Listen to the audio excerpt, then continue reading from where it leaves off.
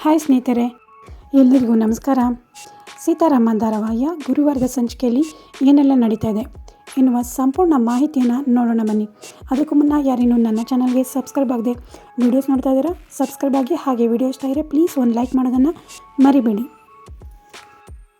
ಸಂಚಿಕೆಯ ಶುರುವಿನಲ್ಲಿ ಸೀತಾ ಫೋನನ್ನು ನೋಡಿ ತುಂಬಾ ಗಾಬರಿಯಾಗಿರ್ತಾಳೆ. ಇತ್ತ ಸಿಹಿ ಪುಟ, ನಾನು ಲೆಟರ್ ಹಾಕಿರೋದಕ್ಕೆ ನನ್ನ ಫ್ರೆಂಡ್ ನನಗೆ ರಿಪ್ಲೈ ಮಾಡಿದ್ದಾನೆ, ಆ ಮೆಸೇಜೇ ಬಂದಿರೋದು ಅಂತೇಳಿ, ಸೀತಮ್ಮ ಆ ಫೋನನ್ನು ನನಗೆ ಕೊಡು, ನೀನು ಮೆಸೇಜ್ ನೋಡಬೇಡ, ನನಗೆ ನನ್ನ ಫ್ರೆಂಡ್ ಕಳಿಸಿರೋ ಮೆಸೇಜ್ ಅದು ಅಂತ ಹೇಳ್ತಿರ್ತಾಳೆ. ಇತ್ತ ಸೀತಾ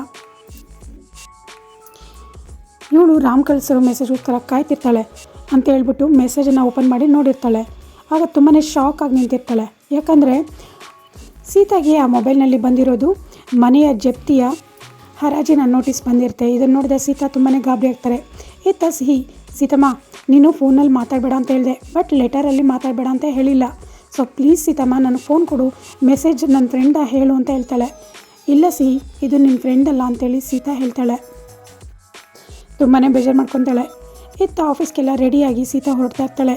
ಆಗ ಮನೆ ನಾನು ಒಂದು ಸಲ ನೋಡಿ, ಅಯ್ಯೋ ಈಗ ನಾವಿಲ್ಲಿದ್ದೀವಿ, ನೆಕ್ಸ್ಟ್ ಇಲ್ಲಿಗೆ ಯಾರು ಬರ್ತಾರೋ ಏನೋ, ಇನ್ನು ಒಂದು ವಾರ ಅಷ್ಟೇ ಈ ಮನೆಗೂ ನನಗೂ ಋಣ ಅಂತೇಳಿ ಸೀತಾ ಅನ್ಕೋತಾ ಇರ್ತಾಳೆ. ತುಂಬಾ ಫೀಲ್ ಮಾಡ್ಕೊಂಡಿರ್ತಾಳೆ.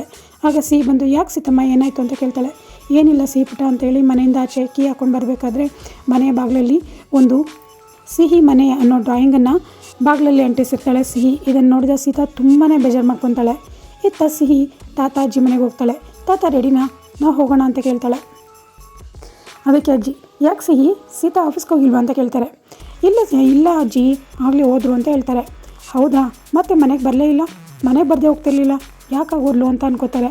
ಇತ್ತ ತಾತ ಸಿಹಿ ಬಂದೆ ಅಂತೇಳಿ ರೆಡಿ ಆಗ್ತಿರ್ತಾರೆ. ಇತ್ತ ಸಿಹಿ, ತಾತ ನಾನು ಕಳಿಸಿರೋ ಲೆಟರ್ ಎಲ್ಲ ಹೋಗಿರುತ್ತಲ್ವಾ ಅಂತ ಕೇಳ್ತಾಳೆ.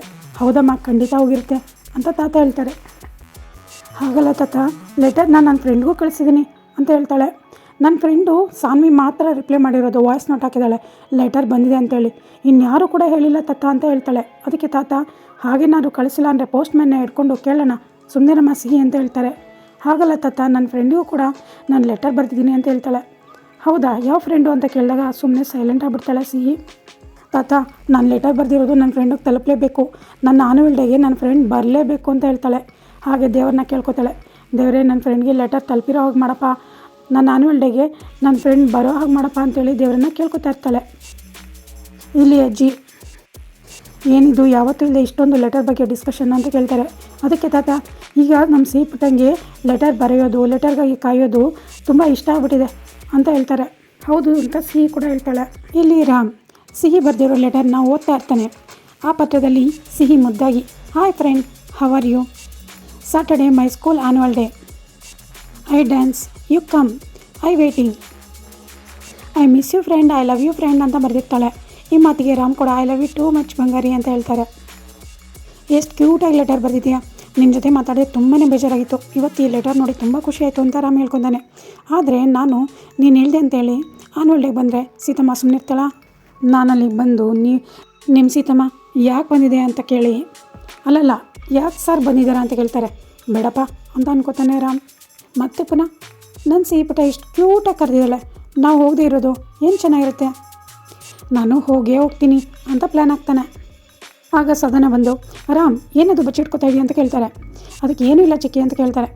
ಮಾವಯ್ಯ ಊಟಕ್ಕೆ ಕಾಯ್ತಿದ್ದಾರೆ, ಹೋಗು ಅಂತ ಹೇಳ್ತಾರೆ. ಓಕೆ ಚಿಕ್ಕಿ ಅಂತೇಳಿ ಅಲ್ಲಿಂದ ಹೋಗ್ತಾರೆ. ಆಗ ಸಾಧನ ಏನದು ಬಚ್ಚಿಟ್ಕೋತಾ ಇದೆ ಅಂತೇಳಿ ಅಲ್ಲೆಲ್ಲ ಹುಡುಕಾಡ್ತಾ ಇರ್ತಾರೆ.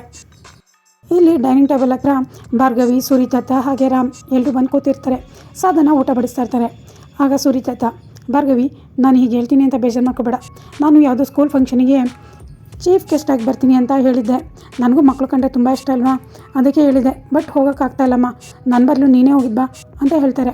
ಅದಕ್ಕೆ ಭಾರ್ಗವಿ ಕೂಡ ಓಕೆ ಮಾವಯ್ಯ ಅಂತ ಹೇಳ್ತಾರೆ. ಇತ್ತ ರಾಮ್, ಹೌದಾ ಯಾವ ಸ್ಕೂಲು ಅಂತ ಕೇಳ್ತಾರೆ. ಅದಕ್ಕೆ ಸೂರಿತಾತ ಹೇಳ್ತಾರೆ ಸ್ಕೂಲಿನ ಹೆಸರನ್ನು. ಇದನ್ನು ಕೇಳಿಸ್ಕೊಂಡ ರಾಮ್, ಹೌದು ನಮ್ಮ ಸಿಹಿ ಓದ್ತಾ ಇರೋ ಸ್ಕೂಲ್ ಅಲ್ವಾ, ಇದನ್ನು ಯಾಕೆ ಮಿಸ್ ಮಾಡ್ಕೋಬೇಕು ಅಂತೇಳಿ ಪ್ಲ್ಯಾನನ್ನು ಉಲ್ಟಾ ಮಾಡ್ತಾರೆ. ಇತ್ತ ತಾತ, ಇವನವನ್ನೆಲ್ಲ ಇವನು ದೊಡ್ಡ ಮನುಷ್ಯ, ಹೋಗು ಅಂದರೆ ಹೋಗಲ್ಲ ಹಾಗಂತೇಳಿ ಬೈತಿರ್ತಾರೆ. ಆಗ ರಾಮ್, ತಾತ ಬೇಜಾರು ಮಾಡ್ಕೊಬೇಡಿ, ನಾನು ಹೋಗ್ತೀನಿ ಅಂತಲೇ ಹೇಳಿದ್ದು, ನಾನು ಹೋಗ್ತೀನಿ ಅಂತ ಹೇಳ್ತಾರೆ. ಆಗ ತಾತಂಗೆ ಆಶ್ಚರ್ಯವಾಗಿ, ಏನೋ ಇದು ದೋಸೆ ತಿರುವಾಗ್ತಾ ಇದೆಯಲ್ಲ, ಹೋಗಲ್ಲ ಅಂತೇಳಿ ಈಗ ಹೋಗ್ತೀನಿ ಅಂತ ಅಂದಿಯಲ್ಲ, ಅಯ್ಯೋ ತಾತ ನಿಮಗೆ ವಯಸ್ಸಾಯಿತು, ಎಲ್ಲ ಮರ್ತ್ಕೊಂಡಿದ್ದೀರಾ, ನಾನು ಹೋಗ್ತೀನಿ ಅಂತಲೇ ಹೇಳಿದ್ದು, ನೀವು ತಪ್ಪು ತಿಳ್ಕೊಂಡಿದ್ದೀರಾ, ನಾವು ಹೋಗ್ತೀನಿ ಬಿಡಿ, ನಿಮ್ಗೆ ಯಾಕೆ ಟೆನ್ಷನು ಅಂತ ಹೇಳ್ತಾರೆ. ಹೇಗೋ ನೀನು ಹೋಗ್ತೀನಿ ಅಂದಲ್ಲ, ನನಗೆ ಅದೇ ಖುಷಿ, ಸರಿ ಬಿಡಪ್ಪ ನೀನು ಹೋಗಿದ್ದು ಬಾ ಅಂತ ಹೇಳ್ತಾರೆ ಸುರಿತಾತ. ಇಲ್ಲಿ ಭಾರ್ಗವಿಗೆ, ಅಮ್ಮ ಭಾರ್ಗವಿ ನೀನು ಹೋಗೋದು ಬೇಡ, ನೀನು ಮನೆ ಕೆಲಸನೇ ನೋಡ್ಕೊ ಅಂತ ಹೇಳ್ತಾರೆ. ಭಾರ್ಗವಿಗೆ ತುಂಬಾ ಕೋಪ ಬರುತ್ತೆ. ಆಗ ಭಾರ್ಗವಿ, ಇವನು ಬಿಟ್ಟರೆ ನಮ್ಗೆ ಅವಕಾಶ, ಅದೇ ಇವನು ಬೇಕು ಅಂದರೆ ನಾವು ಬಿಟ್ಕೊಟ್ಬಿಡ್ಬೇಕಾ, ಇವನ ಹತ್ರ ಕಿತ್ಕೊಂಡ್ರೆ ಮಾತ್ರ ನಮಗೆ ಸಿಗೋದು ಅಂಥೇಳಿ ರಾಮ್ ಚಾಕ್ ತೊಗೊಂಡು ದಾಳಿಂಬೆ ಹಣ್ಣನ್ನು ತಿಂತಾಯಿರ್ತಾರೆ. ರಾಮ್, ಅಪ್ಪು ಬಿ ಕೇರ್ಫುಲ್, ನೀನು ಆಟ ಆಡ್ತಾ ಇರೋದು ಚಾಕ್ ಜೊತೆ, ನೀನು ಆಟ ಆಡ್ತಾ ಇರೋದು ಕತ್ತಿ ಜೊತೆ ಅಂತ ಹೇಳ್ತಾರೆ. ಇಲ್ಲಿ ಸೀತಾ ಹಾಗೂ ಪ್ರಿಯಾ ಇಬ್ಬರು ಒಟ್ಟಿಗೆ ಆಫೀಸಿಗೆ ಬರ್ತಿರ್ತಾರೆ. ನಮ್ಮ ಮನೆ ಬದಲಾಯಿಸೋ ಟೈಮ್ ಮತ್ತು ಪ್ರಿಯಾ, ಬ್ಯಾಂಕ್ ಅವರು ಆ್ಯಕ್ಷನಲ್ಲಿಟ್ಟಿದ್ದಾರೆ, ನಮ್ಮ ಮನೆ ಯಾರು ಪಾಲಾಗುತ್ತೋ ಅಂತ ಸೀತಾ ಹೇಳ್ತಾಳೆ. ಅದಕ್ಕೆ ಪ್ರಿಯಾ, ಇರೋದು ಒಂದು ಮನೇನೂ ಉಳಿಸ್ಕೊಳಕ್ಕಾಗ್ತಲ್ವ, ಎಂಥ ಹಣೆ ಬರ ನೋಡು ಅಂತ ಹೇಳ್ತಾಳೆ. ಅದು ಗೊತ್ತಿರೋ ವಿಷಯನೇ, ಅಟ್ಲೀಸ್ಟ್ ಈ ಸಾಲದ ಹೊರೆಯಿಂದನಾರ ಈಚೆ ಬರ್ತೀನಲ್ಲ, ಅದೇ ಒಂದು ಸಂತೋಷದ ವಿಚಾರ ಅಂತ ಸೀತಾ ಹೇಳ್ತಾರೆ. ಹಾಗೆ ಪ್ರಿಯಾ, ನನಗೊಂದು ಹೆಲ್ಪ್ ಮಾಡ್ತೀಯಾ, ಇದೆಲ್ಲ ಆಗೋವರೆಗೂ ನಾನು ಮತ್ತು ಸಿಹಿ ಇಬ್ಬರು ಕೂಡ ನಿಮ್ಮ ಮನೇಲಿ ಇರ್ಬೋದಾ ಅಂತ ಸೀತಾ ಕೇಳ್ತಾಳೆ. ಈ ಮಾತಿಗೆ ಪ್ರಿಯಾ, ಏನೇ ಇದು ದೂರದ ಫ್ರೆಂಡ್ ಕೇಳ್ದಾಗ ಕೇಳ್ತಿದೀಯಾ, ಖಂಡಿತ ಇರೇ ಅಂತ ಹೇಳ್ತಾಳೆ. ಅದಕ್ಕೆ ಸೀತಾ, ಹಾಗಲ್ಲ ಕಣೆ, ನನ್ನ ಜೊತೆ ಸಿಹಿ ಕೂಡ ಇರ್ತಾಳೆ, ನಿಂಗೆ ಬೇಜಾರಾಗಲ್ವಾ, ಒಂದು ವಾರದ ಮಟ್ಟಿಗೆ ಇರ್ತೀವಿ, ಆಮೇಲೆ ಮನೆ ಹುಡ್ಕೊಂಡು ಹೋಗ್ತೀವಿ ಅಂತ ಹೇಳ್ತಾರೆ. ಅದಕ್ಕೆ ಪ್ರಿಯಾ, ಏನೇ ಬೇರೆಯವ್ರ ಥರ ಕೇಳ್ತೀಯಲ್ಲ, ಖಂಡಿತ ಇರೇ ಅಂತ ಹೇಳ್ತಾಳೆ. ಮತ್ತು ಮನೆ ಮಾತ್ರ ಉಳಿಸ್ಕೊಳಕ್ಕಾಗಲಿಲ್ವಲ್ಲ, ಬೇಜಾರು ಮಾಡ್ಕೊಬೇಡ ಸೀತಾ ಅಂತ ಹೇಳ್ತಾಳೆ. ಈ ಮಾತಿಗೆ ಸೀತಾ, ಏನು ಮಾಡೋದು, ನಾವು ಪಡ್ಕೊಬಂದಿರೋದೇ ಅಷ್ಟು, ನಮ್ಮ ಹಣೆ ಬರದಲ್ಲಿ ಇರೋದೇ ಅಷ್ಟು, ಏನು ಸತ್ತಾಗ ಹೊತ್ಕೊಂಡು ಹೋಗ್ತೀವ ಅಂತ ಹೇಳ್ತಾ ಇರ್ತಾಳೆ. ಈ ಮಾತನ್ನು ಕೇಳಿದೆ ಪ್ರಿಯಾ, ಅಮ್ಮ ತಾಯಿ ಅಡ್ಗೋಲ್ ಅಜ್ಜಿ ಥರ ಮಾತಾಡಬೇಡ ಅಂತ ಹೇಳ್ತಿರ್ತಾಳೆ. ಆಗ ಒಂದು ಫೋನ್ ಕಾಲ್ ಬರುತ್ತೆ, ಅದು ಪ್ರಿಯಾಳ ಅಮ್ಮನ ಫೋನ್ ಕಾಲ್. ಈಗ ನೋಡಿ ನಮ್ಮಮ್ಮ ನಿನ್ನ ರೀತಿಯೇ ಮಾತಾಡ್ತಾರೆ ಅಂತೇಳಿ ಫೋನ್ ಪಿಕ್ ಮಾಡ್ತಾಳೆ. ನೀನು ಒಳಗೋಗಿರೋ, ನಾನು ಕಾಲಲ್ಲಿ ಮಾತಾಡಿ ಬರ್ತೀನಿ ಅಂತೇಳಿ ಪ್ರಿಯಾ ಫೋನಲ್ಲಿ ಮಾತಾಡ್ತಾಳೆ. ಹಾಂ ಹೇಳಮ್ಮ, ನೀನು ಕೊಟ್ಟಿರೋ ಫೋಟೋ ನೋಡಿದೆ, ಆ ಕೊಟ್ಟಿದ್ದ ಶೋರೂಮ್ ಫೋಟೋ ಅಲ್ವಾ, ನನಗಿಷ್ಟ ಆಗಲಿಲ್ಲ ಬಿಡು ಅಂತಾರೆ. ಯಾಕೆ ಅಂದಾಗ, ನನಗಿಷ್ಟ ಆಗಲಿಲ್ಲ ಅಷ್ಟೇ, ಶ್ರೀಮಂತ ಆದರೂ ಅಷ್ಟೇ ಏನಾದರೂ ಅಷ್ಟೇ ನನಗಿಷ್ಟ ಆಗಲಿಲ್ಲ. ಯಾಕೆ ಅಂತ ಅಂದರೆ, ಅವ್ನು ಶ್ರೀಮಂತ ಅಂತ ಗೊತ್ತಿಲ್ಲದೆ ಇರೋರ್ನೆಲ್ಲ ನೋಡಿದೆ ನಾನು ಇಷ್ಟಪಡೋಕ್ಕಾಗತ್ತಾ ಅಂತ ಹೇಳ್ತಾರೆ. ಅದಕ್ಕೆ ಮತ್ತೆ ಯಾವ ರೀತಿ ಗಂಡಬೇಕು ಅಂದಾಗ, ನನಗೆ ನೋಡಿದ ತಕ್ಷಣ ಇಷ್ಟ ಆಗಬೇಕು, ಆ ರೀತಿ ಹುಡುಗಬೇಕು, ನೋಡಿದ ತಕ್ಷಣ ಇವನು ನನ್ನವನು ಅಂತ ಅನಿಸ್ಬೇಕು, ಆ ರೀತಿ ಹುಡುಗಬೇಕು ಅಂತ ಪ್ರಿಯಾ ಹೇಳ್ತಿರ್ತಾಳೆ. ಅದೇ ಟೈಮ್ಗೆ ಅಶೋಕ್ ಅಲ್ಲಿಗೆ ಬರ್ತಾರೆ. ಅಶೋಕ್ ಪ್ರಿಯಾನ ನೋಡ್ತಾ ನಿಂತಿರ್ತಾರೆ. ಪ್ರಿಯಾ ಕೂಡ ನೋಡ್ತಾ ಹಾಗೆ ಕೂತಿರ್ತಾರೆ. ಹಾಗೆ ಇಲ್ಲಿ ವಿಶ್ವ ಮೊಬೈಲಲ್ಲಿ ಮ್ಯಾಚ್ ನೋಡ್ತಾ ಕೂತಿರ್ತಾರೆ. ಆಗ ಭಾರ್ಗವಿ ಅಲ್ಲಿಗೆ ಬರ್ತಾರೆ. ಒಂದು ಫೋನ್ ಕಾಲ್ ಬರುತ್ತೆ, ಮೇಡಮ್ ಆ ವಟಾರದ ಮನೆ ಹರಾಜಿಗೆ ಬಂದಿದೆ ಅಂತ ಹೇಳ್ತಾರೆ. ಓಕೆ ಅಂತೇಳಿ, ವಿಶ್ವ ನೀನೀಗ ಒಂದು ಇನ್ವೆಸ್ಟ್ಮೆಂಟ್ ಮಾಡಬೇಕು ಅಂತ ಹೇಳ್ತಾರೆ. ಅದಕ್ಕೆ ಇನ್ವೆಸ್ಟ್ಮೆಂಟಾ, ಅಯ್ಯೋ ನೋಡ್ಬಾರ್ಗು, ನನಗೆ 5-6 ಕೋಟಿ ಇನ್ವೆಸ್ಟ್ಮೆಂಟ್ ಮಾಡೋಕ್ಕೆ ಆಗಲ್ಲ ಅಂತ ಹೇಳ್ತಾರೆ. 5-6 ಕೋಟಿನ, ಅಟ್ಲೀಸ್ಟ್ 1 ಕೋಟಿ ನಿನ್ನ ಕೈಲಾಗಲ್ಲ, 5-6 ಕೋಟಿನ, ಅಷ್ಟೊಂದೆಲ್ಲ ನಿಮ್ಮ ಮೇಲೆ ಆಸೆ ಇಟ್ಕೊಂಡಿಲ್ಲ ನಾನು. ನೋಡು, ಆ ಪ್ರಾಪರ್ಟಿ ಮೇಲೆ 50 ಲಕ್ಷ ಮೇಲೆ ಎಷ್ಟು ಬೇಕಾದ್ರೂ ಹಾಕೋಕ್ಕೆ ನಾನು ರೆಡಿ ಇದ್ದೀನಿ, ನೀನು ಮಾವಿನ ಹತ್ರ ಹೋಗಿ ಹೇಳು ಅಂತ ಹೇಳ್ತಾರೆ. ನೋಡು ಬರ್ಗು, ಆ ಪ್ರಾಪರ್ಟಿ ಯಾವುದು ಏನು ಎತ್ತ ಅಂತ ಕ್ಲಾರಿಟಿ ಕೊಡು ಅಂತ ವಿಶ್ವ ಕೇಳ್ತಾರೆ. ಕ್ಲಾರಿಟಿ ನನಗಿದೆ, ನಿನಗೆ ಅದು ಗೊತ್ತಾಗಬೇಕಾಗಿಲ್ಲ, ಹೋಗಿ ನೀನು ಮಾವನ ಕೇಳು ಅಂತ ಹೇಳ್ತಾರೆ. ಸೂರಿ ತಾತ ಮಂಕುತಿಮ್ಮನ ಕಗ್ಗನ ಓದ್ಕೊಂಡು ಕೂತಿರ್ತಾರೆ. ಆಗ ವಿಶ್ವ, ಅಪ್ಪಾಜಿ ನಾನು ಒಂದು ಇನ್ವೆಸ್ಟ್ಮೆಂಟ್ ಮಾಡಬೇಕು ಅಂತ ಇದ್ದೀನಿ ಅಂತ ಹೇಳ್ತಾರೆ. ಹೌದಾ, ಯಾವುದದು, ಎಲ್ಲ ಕರೆಕ್ಟಾಗಿದೆಯಾ ಅಂತ ಕೇಳ್ತಾರೆ.